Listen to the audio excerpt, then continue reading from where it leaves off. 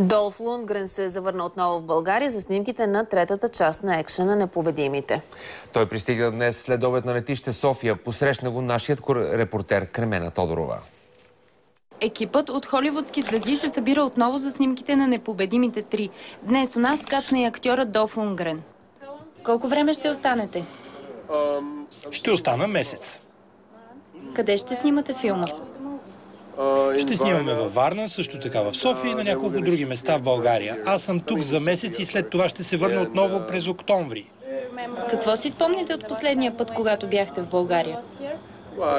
Бил съм в България за 5 филма, може би. Така че съм бил тук много пъти. Помня момичетата, разбира се, и няколко други неща.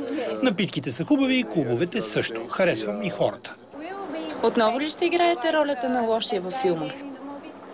Всъщност лошият герой във филмите го убиват. Последния път не ме убиха, но убиха Ван Дам. Така че аз може би съм един от по-добрите. Малко съм лош, но съм по-добър от лошите. За снимките на "Непобедимите 3" в България ще се съберат Силвестър Сталон, Джейсън Стейтъм и Антонио Бандерас.